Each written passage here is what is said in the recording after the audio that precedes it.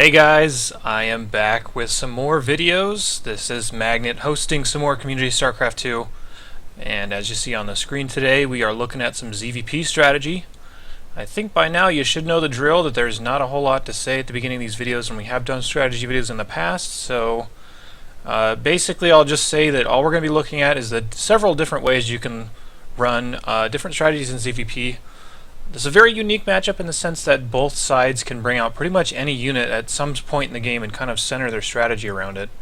With a few exceptions, obviously, like Mass Queen isn't really a thing, but we're going to show you some interesting stuff from some really good players today, and I hope I can give you some good information to help you do well in your own games. So let's go ahead and just jump into the game, and we'll go ahead and get started. We're going to be watching a barcode here. As you can see, we don't know who this is. Playing some other guy named Primal, who I have never heard of as well.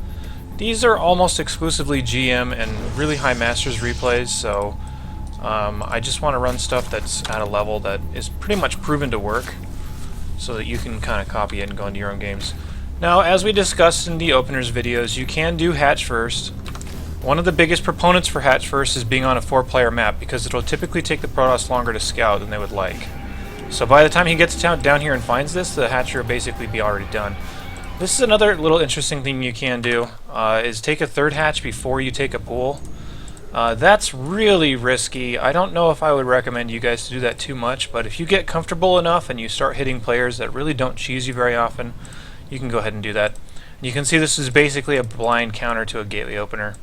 Zerg's going to have way more economy up way faster than the Protoss. And am I not getting sound right now? I guess we'll see if that corrects itself. Yeah, I think I'm getting it. So, anyway, so pool coming up here, gas coming up as well. Nothing too interesting going on so far.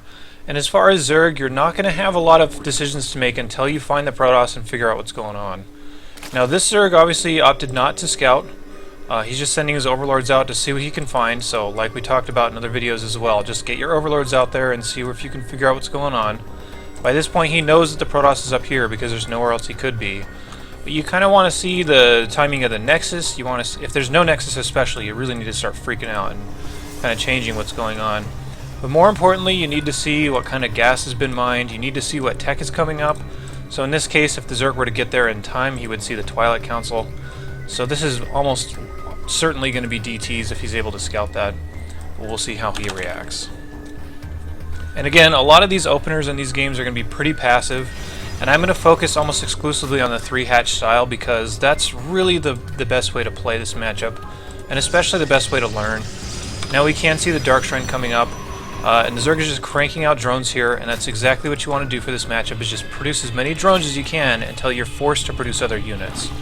And the best way to know when that is to just get in there and figure out what's going on. What I would really like to see this Zerg doing is getting in here with his Overlord and seeing what he can see. Now, we don't know these guys. They may know each other, and they just may know each other's styles, but one important thing that's going on here is the Zerglings are running all around the map, and they're trying to catch probes and stuff that are heading out there. And what he can gain by this kind of information is that there's a probe coming out at a weird time, and if he's trying to put pylons down or something, it's either going to be for a gateway attack, or it's going to be for something weird like DTs. Now we will see the Zerg drop some spores here in just a second to protect against these DTs, since he can kind of figure that that's what's going on by this point, since he has gained some level of scouting information. And sometimes you can actually catch these little blurs that will come up here, as you can see right there.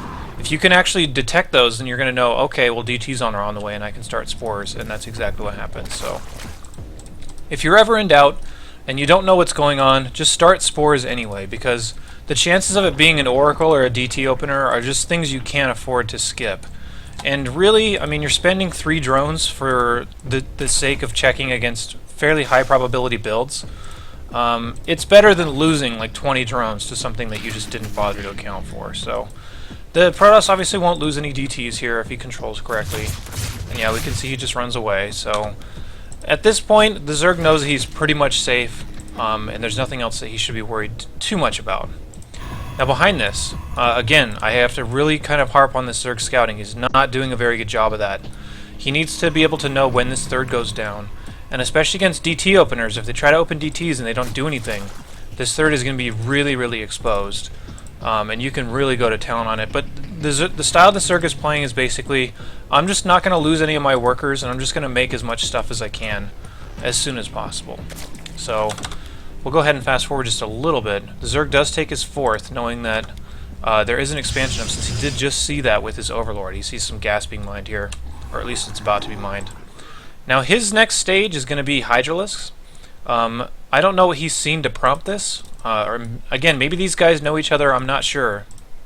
But if they do know each other, or if they're practicing something specific, he may know that a Void Ray transition is on the way.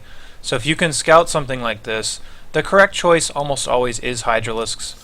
So that's what he's going into, but more importantly, the follow-up is Infestation Pit, so that he can start dropping fungals on those Void Rays as well. If you start letting the Void Rays get too out of control, then your Hydralisk will actually just die fairly pointlessly. So the whole theme of this game, and again, like I said, we're going to run different styles in this. He is grabbing that DT finally. And if you know DTs are on the map, you absolutely need to take an Overseer with you no matter where you go. But the style that we're going to see from this Zerg is really high pressure and aggression to try and keep the Protoss' tech at a manageable level. You know, 3, 4, 5, 6 Void Rays are way more manageable than like 13 or 15 Void Rays. That's going to be the whole idea behind this. So he's going to try and poke in here, see what he can get, and don't lose too much because that's pretty unnecessary. So just come in here, see what you can get, don't overcommit too much. If you can get a Void Ray, get a couple sentries without losing anything, then that's great.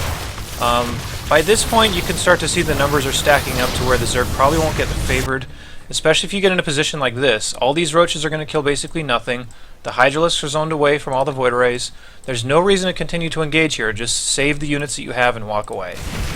So we should hopefully see him do that here in just a second. Yeah, he just walks away. Now behind this, because he's had so much economy for so long, it's been pretty much uninterrupted. He does have his hive already done. Infestation Pit is researching pathogen glands, and he's going Ultralisk as well. So this is going to be more of a very quick late game style that we're seeing out of the Zerg, because he was able to get so many drones up, because he was able to defend himself against DTs, and keep the pressure up on the Protoss opponent. Now, you may say, well, the Protoss has been kind of uninterrupted this whole time, and he's getting whatever he wants. But still, the Zerg knows what the Protoss' plan is by seeing this many Void Rays. It's pretty rare to switch into anything other than maybe Colossus. And Ultralisk against Colossus is really good, especially with all these sentries. The sentries are going to be worthless against the Ultralisks. But the reason I paused is because one good thing that this Zerg is doing is he's constantly going around and checking for pylons. That's one thing that can get out of control really fast if you're playing against Protoss. This pylon, by itself, doesn't really mean anything, but it could mean 15 zealots walking into your base when you're not there. So try to keep in mind that every once in a while you should be sending units around the map to see what you can find, and if you catch pylons like this, it's totally worth your attention, just to kind of protect yourself from later in the game. Let's actually check out what the Zerg has seen so far. So you can see this is only his vision.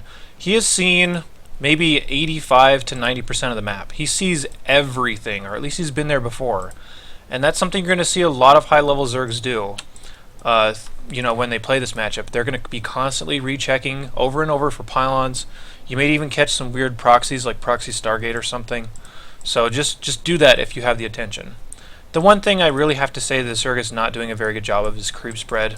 He's only got a few tumors out there, and you really want to spread that as much as possible. But when you're running these high aggression styles, you may not need that as much because you're going to be out on the map anyway. Spreading creep is a lot better for a defensive style of play. So, anyway, he's going to continue to catch pylons here, so you can see it's a big win for him.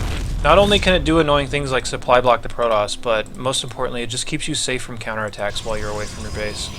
So Infestor's coming up here, and all he wants these Infestors for is to land fungals on the Void Rays.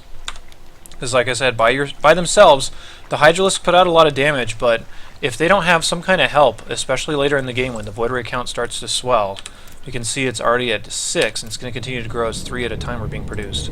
If it gets too high, the Void Rays could actually just win fights by themselves, and if you get to that point, there's not a whole lot of options that you have to deal with that many Void Rays except for fungals and really good engagements. So here come the Ultralisks coming down now. The Adrenal Glands is on the way. I really like that. It's something we really don't see enough. And of course with Ultralisks, always get that chitinous plating to get the extra 2 armor on your Ultras. And like we were saying before, this is just going to be a constant aggression type of game. He's just going to try to attack him as much as he can, and the whole idea here is that I'm on 4 bases. You can see all 4 of them right here. I'm taking a 5th. I can even take a 6th if I just keep you in your base the whole game. And if I can get good trades throughout the game, there's no way you're ever going to get a 4th. There's no way you're ever going to get a 5th. And eventually you're just going to bleed dry and have to all-in me. And it's just not going to work if I get the right trades. So up comes the Zerg army, pushing out with a lot of Hydralisks, some Infestors. I think the Ultralisks should be finding their way to the fight here pretty soon. And I think these big squares, yeah, those are them moving across the map. What you really want to be careful of is not to get your Infestors fed back by High Templar here. And what you really want is you want the Protoss to have to move his way into an uncomfortable position. So what I mean by that is that this army over here, it's not really going to be participating very much in the fight, but if you make the fight last long enough, even if you lose your whole army and trade okay, you're still going to kill this base, and your whole accomplishment of being aggressive and kind of limiting them to bases is going to work out if you can do that. So while he's all clumped up like this, you can kind of see what's going on here. You can see that the Archon's leading the way, a couple of Void Rays right here. You should know just a fungal right here, and if you can get everything, that's going to not only pin him in place so that these units can do whatever they want, it's going to deal a lot of damage so that your Hydras can actually trade pretty well after that. So we should see some crazy fungals come down here in just a second. Look at that, the whole army is fungled. So the Zerg is in a really good spot right now. Overcharge comes up, here comes the Ultralisks, they're pretty much unchecked right now. You can see the Ultralisks just killing High Templars by themselves. But getting this base, even backing off right here would not be a bad idea, especially as the storms start coming out, so it looks like that's what he's going to do. And note, like we were talking about in the mechanics video, the most important thing is that your army is huge the whole time. So even though he just traded at basically almost, I'd say maybe half of this army, he's still at 200 supply because he can remax on Ultra, Roach, Zergling, whatever else he needs like right away. So the macro of this Zerg is just impeccable right now. So go ahead and fast forward here a little bit. Actually, let me change an option really fast before I forget. This gets a little bit annoying as there gets to be a lot of units on the field. There we go. So Zerg's taking his 5th base now. Notice how the Protoss is limited to only 2 bases worth of mining, and this base is going to start mining out pretty soon. As you can see, the patch is starting to dwindle. So again, catching more free units out here. And if you can limit a Protoss to this little mining, all of a sudden the fights are going to get easier and easier because he just doesn't have enough stuff to compete with this.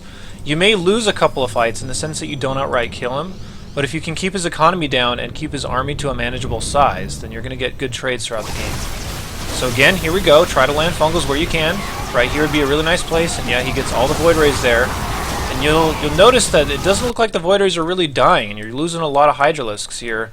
But at the same time, you're killing all this Templar, you're resetting that number here, and while he's that low, you can try to cancel bases over here as these Zerglings probably wouldn't do anything. But while he's that low, he has to rebuild all this gas if he winds up losing it. And that's a really big problem for him. So, you can see he's still getting decent trades here. You want to try and focus on the things that you can get while you can get them. Now that he's merging Archons, he's like, okay, well that eliminates all the storms, that's fine, I can just go home. And once again, look at his supply, it's at 185, even though he just lost, again, about over half his army right there. And also pay attention to what you need to refill on. If you have 6 Ultralisks out, there's not really any reason to keep making Ultralisks. Since there's a lot of Void Rays out here, you do need to refill with Hydralisks and Infestors, which is exactly what he's doing. One other thing I really have to say is not too great this game is the upgrades are not that great for the Zerg. So just try and keep an eye on that. I mean, it's not the worst ever if you're getting trades like this, and especially if you're limiting his economy throughout the game. But it is something you need to be mindful of. So here comes that point in the game where the Zerg is taking his 6th base. The Protoss is starting to mine out in his main. You can see there's only 5 patches here, and they're all like really super low. That was such a great explanation. Go me. And the 3rd base is almost not mining. So the income for the Protoss is just awful right now. And he knows that if I don't do something, I just will die. So he's in desperation mode right now because of all the good trades and the economy limiting that Zerg was doing so far. So all he has to do is just do okay in this fight, and then remax on Hydras, and he'll win. So, I mean, we'll just see him engage here. There won't be too much action going on. You want to make sure you don't take too much damage on your Hydras from the storms if you're dealing with a composition like this. The Hydralisks are really meant to try and do as much damage as they can, And of course, if something dies, it does no damage. So, seems fairly obvious, but might as well get that out of the way. And yeah, the Protoss just quits because he was getting totally run over. He lost all of his Templar to Ultralisks, and the Hydralisks were barely even damaged. There's no way this Void Ray Clump is going to do much, especially with all the fungals that are on the field. So, yeah, interesting little game one there. Whoops, I pressed the wrong button. Unless you guys want to see my achievements. I'm pretty much a try-hard in campaign. So, yeah, we're going to show, like I said, a bunch of different styles. This next one is going to be a more kind of standard straight up, but it's going to be a more defensive style because I'm going to show kind of an all-in from the Protoss, which you're going to see a lot, unfortunately. I'm really a person that hates all-ins, mostly because you don't learn a lot from them. I mean, they do win, and you will see that a lot in pro games, and that's their job is to win, but if our job is to, well, not our job, but if we want to learn, you're just really not going to learn a lot by running all-ins, and I think defending all-ins is important to show in this matchup because you're going to see quite a bit of them, unfortunately. Checking out that little life insignia here. Okay, so this Zerg is looking like he's going to go hatch first once again, which again is a risk, especially if they open with a forge first. You might get cannon rush and have a hard time dealing with that. But if you can just scout him and figure out what's going on, then you'll know how to adjust. He's going to get in here, he'll see the gateway finishing, so he knows it's going to be gateway before Nexus. And the only other thing that you want to be sure of is, when do they take this Nexus? Is it at a fairly normal time? Or are they doing something crazy on one base that I need to be aware of? And if they're doing anything crazy on one base, then really all you need to do is just put down some spines, get Zergling speed, and get some roaches up, and you should be fine against almost anything if you control properly. So there's a Nexus timing, he knows all about it, nothing too crazy so far. Once you see that Nexus, you can assume that you can take a third at pretty much any time, but that just really comes down to style. The other important thing to note that I really should have mentioned in the previous game, well, I guess it wasn't relevant in the previous game because he just took 3 hatches before pool, but if you see a gateway opener, you almost always want to take a gas and get Zergling speed as soon as possible, because every gateway opener, well, pretty much every gateway opener is going to have some form of a gateway attack. It's going to try and limit your drones. And having Zergling speed is just so much better than slow Zerglings. Slow Zerglings can be kited by pretty much anything, and if the other player controls properly, you won't get anything done with any amount of slow Zerglings. So just get Zergling speed if you are expecting any sort of attack, and if they ever open gateway first, you should expect some kind of attack. So here he goes, he's feeling comfortable enough to take a third. Again, it's about 5 minutes. It's about the latest you're going to want to take your third in almost every circumstance, unless you're doing something really aggressive on one base. And again, you can float your Overlord back here, in here, and figure out what's going on. If they have a bunch of extra gateways coming up, then you know taking a third is probably not the smartest idea.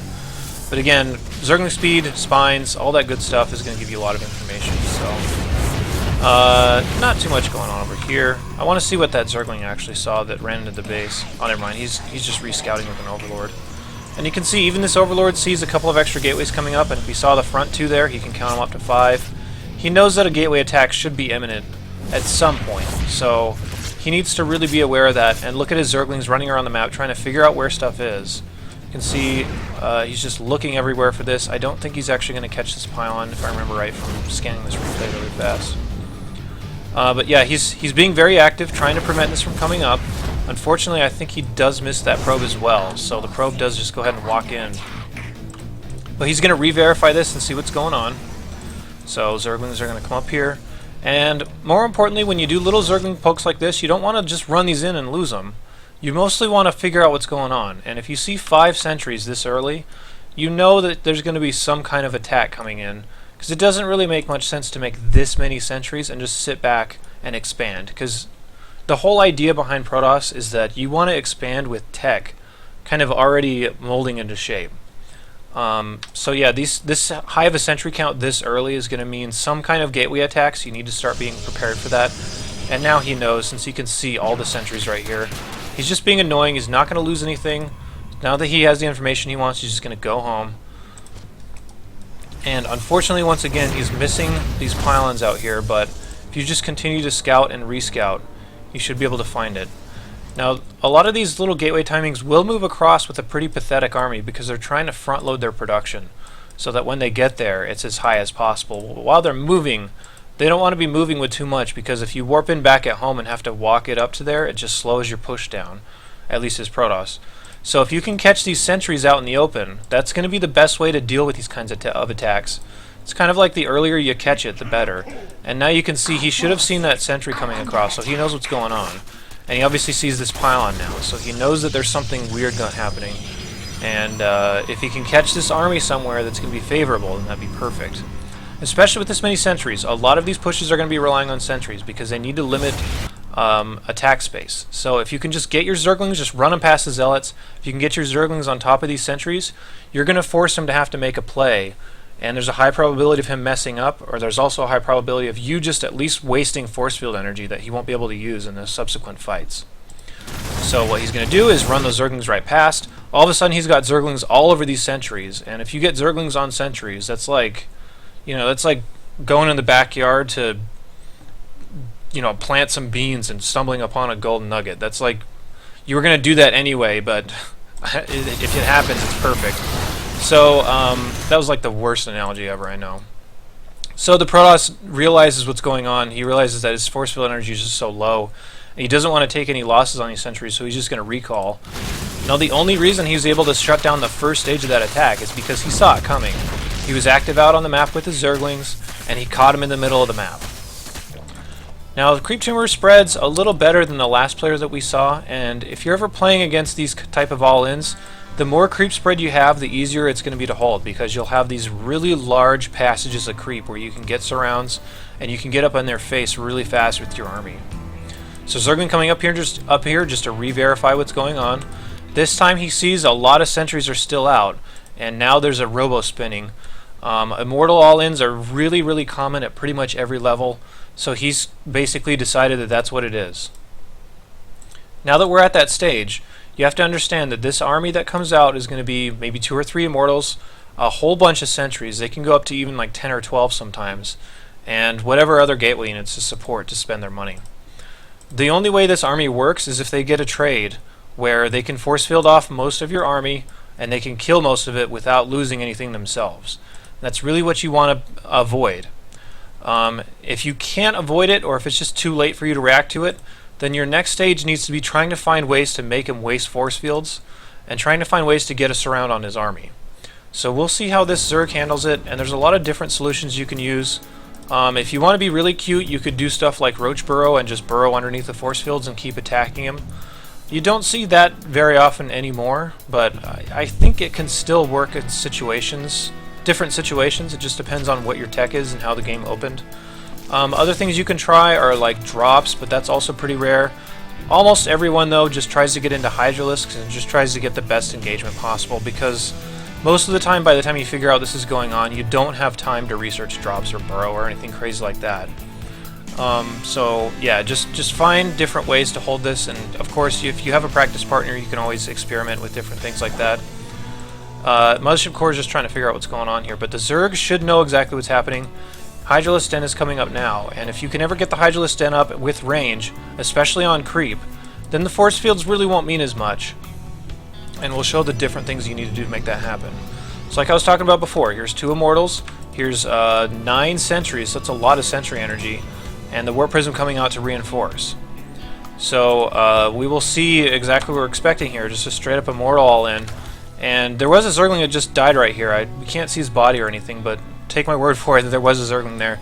So he knows this is coming across the map, he knows exactly where it's coming from, so he needs to find some way to head this army off without attacking into chokes, like right here, for example, where it only takes 2 force fields to cut off the army. So the Zerg's going to have to stay patient and wait till a point where he can surround the army the best he possibly can. Protoss is going to push up here. Now he knows exactly where the army is because he got his creep out here, and that's pretty important to know where the army is, because as G.I. Joe says, knowing is half the battle. And of course G.I. Joe plays Starcraft, so his advice is very useful. Protoss just continuing to try and reposition here, trying to find the best angle of attack. Zerg is just trying to get as much of an arc as possible, and you can see what he was doing is if he has his army like kind of arced out like this, all of a sudden force fielding that takes like 10, 12 force fields, and even then you won't get very good trades if you're the Protoss. So you need to try and force him into positions where he has to attack into a horrible concave to the point where he needs to use like 12 to 14 force fields rather than like 2 or 3 like he could right here. So map architecture is something that's very important in holding these as well, and where you can find ways to attack. So here we go. He's deciding to engage right here now that he can see that the army is somewhat fragmented. But yeah, we need to pay attention to how he reacts to the force fields, because you're going to get force fielded at this point. And your reactions after that and how many units you save is going to determine your ability to hold the rest of the attack. So you can see the Protoss is doing exactly what he needs to.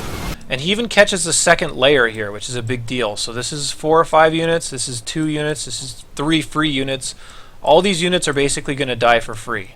If he saw these first line of force fields go down, he should have pulled his army away right away, because that would have given him an extra, 12 or so units. Maybe not quite that much, but yeah, I'm just counting zealots in there. Maybe 10 extra units, but that's a big deal against an all-in like this. So if you get force fielded and there's no way you're going to get good trades anymore, just pull them back so that they don't die to the next little strain of force fields that can trap your army.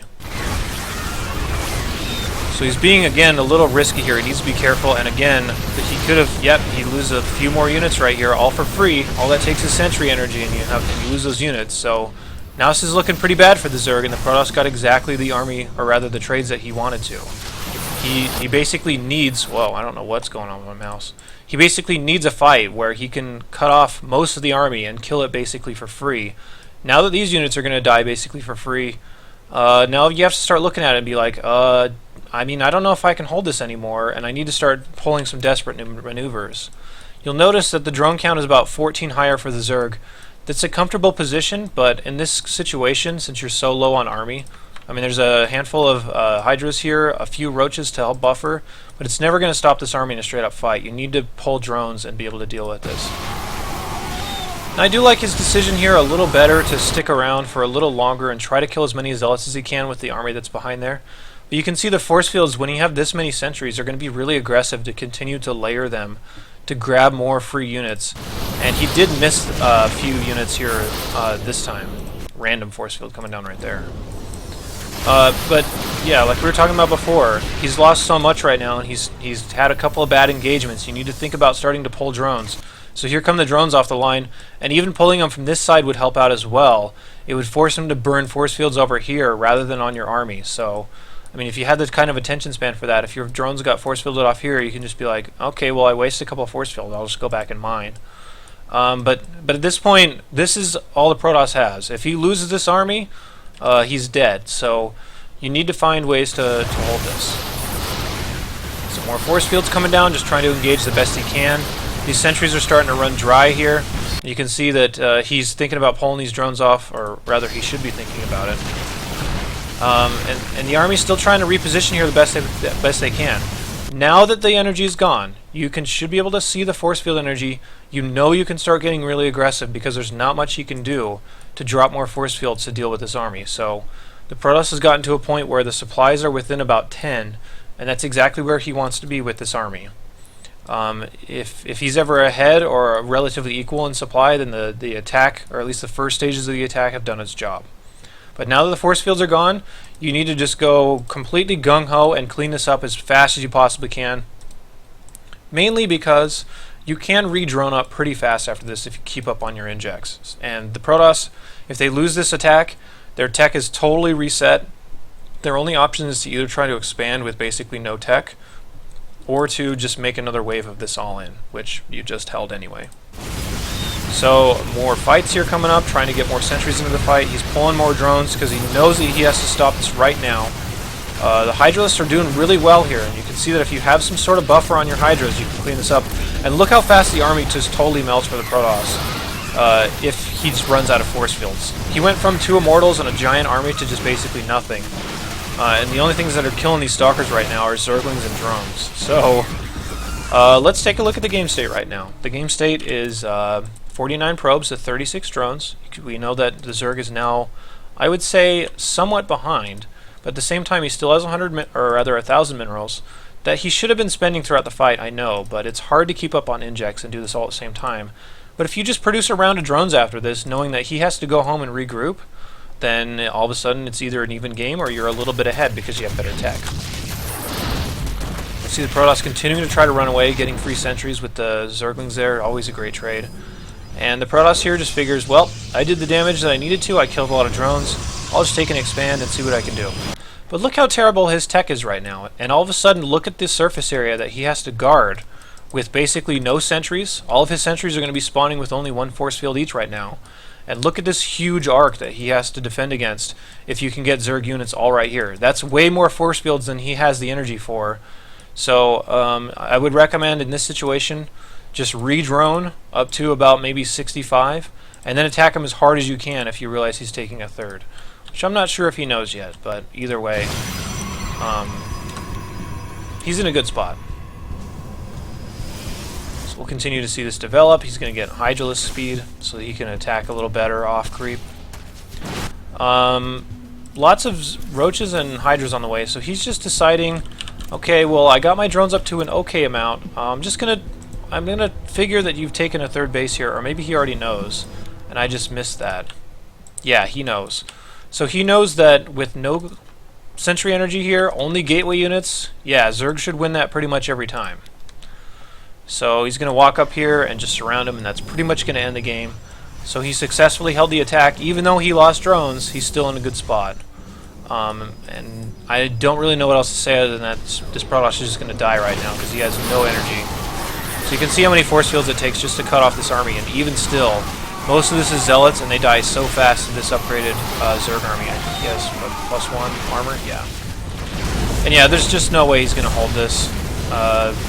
And he's just going to die. Just watch him die. Yeah. So, okay. I guess the whole theme of that game was sentry energy is really good, and if they don't have sentry energy, then their army is terrible. So if you can mitigate the damage from sentries, then you'll be in a good spot as soon as you can push them over. You're going to see a lot of that in pro games. The Immortal All-In is a really common strategy. Just note how they are constantly holding that off here. So, yeah. Just getting a phone call. Let me just take care of this really quick.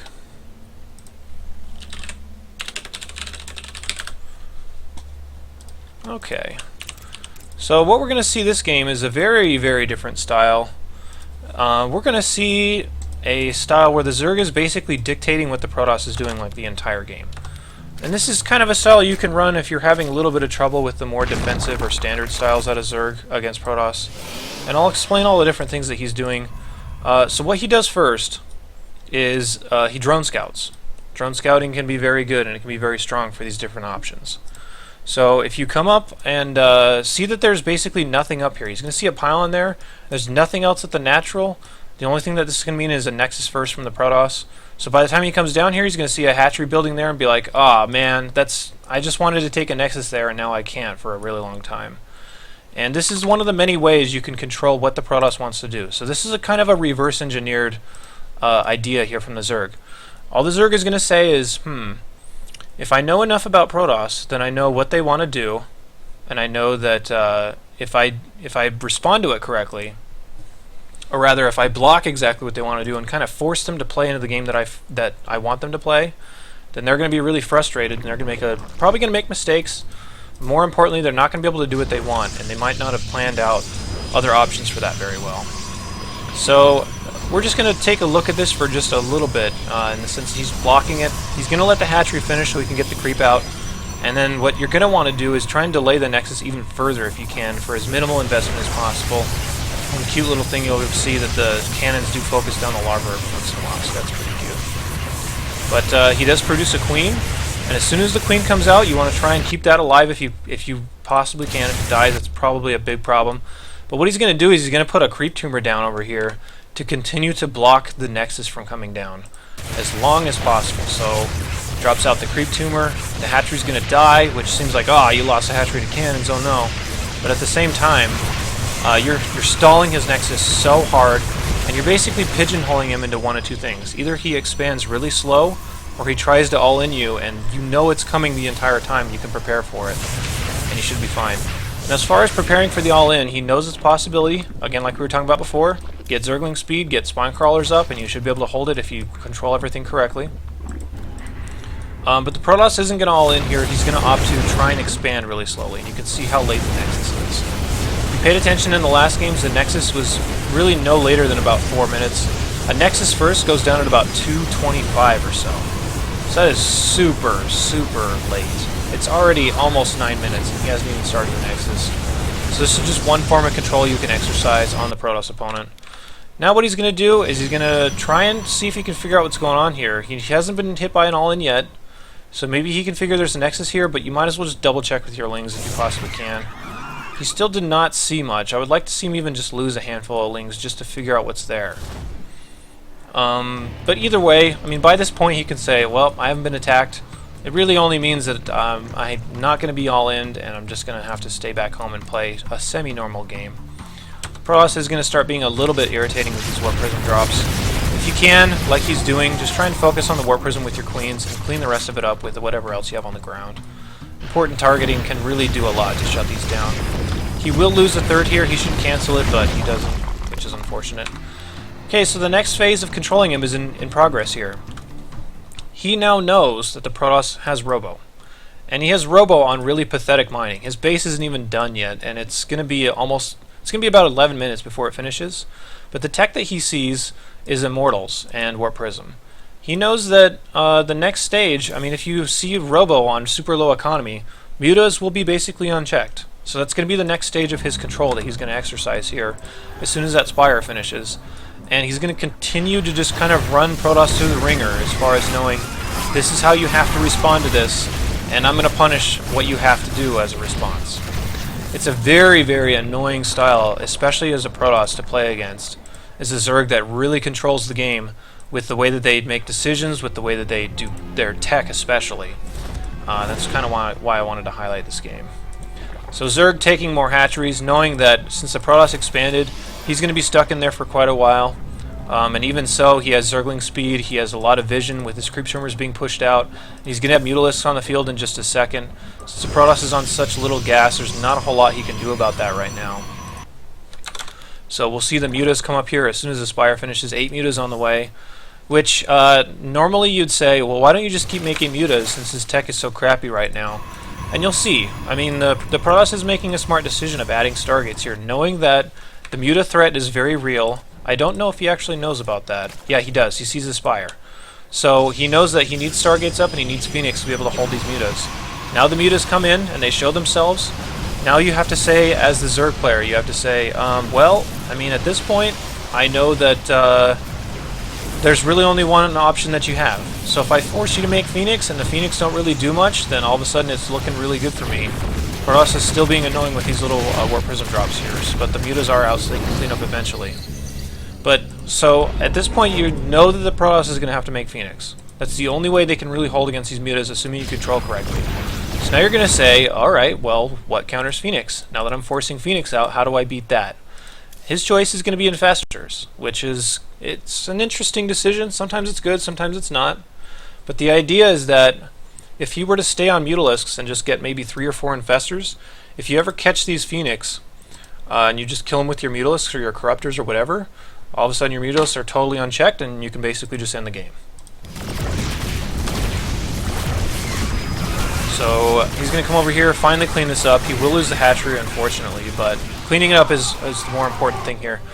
And another thing to look at is he's fully mining on 3 bases and the Protoss is still only on 40 workers. So the Mutalisk did do a decent job here, killing 7 workers here, kind of still limiting the Protoss and trying to put him into a hole that he really is going to have a hard time crawling out of. And he's still making Phoenix, because as Protoss, you don't know if the Zerg is going to continue to make these. Unless you see what comes out of all the eggs, which he has actually pretty fortunate observer positioning here, but you just don't know, and you have to continue to be careful against these Mutalisks, because if you let it get out of control as a Protoss, then you're just basically dead. I mean, Phoenix are the only long-term solution to Mutalisks. So if you're Zerg, you have to understand that and realize, well, I can either find a way to kill the Phoenix, or I can just find a way to make the Phoenix worthless by switching my tech. So here come the Infestors now, and this is one of the reasons why Infestors are a little risky, is that if the Phoenix start to get aggressive and they can pick up some of these Infestors, then all of a sudden, yeah, you're going to lose 200 gas for basically nothing. And all of a sudden the tech transition doesn't look so good into Infestor anymore. And yeah, you can try to fungal and whatever, but even still, I mean, there's just too many Phoenix here. Even if you brought the Mutalisks back, the Phoenix would still kill it. So he's just going to decide, okay, well, your Phoenix are out of position. I'll just try to kill some more workers here, try to keep you pinned down in your base a little longer, see what I can get. He's going to get the Mothership Core and then probably just fly out of there. Know that there's a lot of units warping in. Sticking around a little longer than I thought. So here come the Hydralisks now, and the Hydralisks are pretty decent against Phoenix. I mean, Phoenix would have to pick them up in order to attack them anyway. But the Hydralisks attack so fast that, I mean, there's not a whole lot of Phoenix can do if you're taking that much damage from Hydralisks. So Phoenix just trying to clear out the Zerglings as much as he can. Again, he's playing a little bit of a containment game like we saw in the first game, just trying to keep him limited on bases for as long as possible. Now the next step has come up. The next step is that, alright, well, you've continued to make Phoenix here. My Mutalisks aren't very useful anymore, but for the most part, you're on such low economy that if I can get Swarm Hosts up and trade your expensive units for my free units, that's going to be devastating because you're already so far behind in economy. So that's his next stage of this attack, is just basically knowing, alright, well, you don't have a third, and it's like 17 minutes, and the only thing that you can really do right now is all in, because even if you expand, you're just expanding back to 2 bases since this is going to mine out, and there's no way you can sustain that over a long enough period of time. So he's just understanding tempo, and understanding that, alright, all I have to do now is just hold this, and I'll be fine.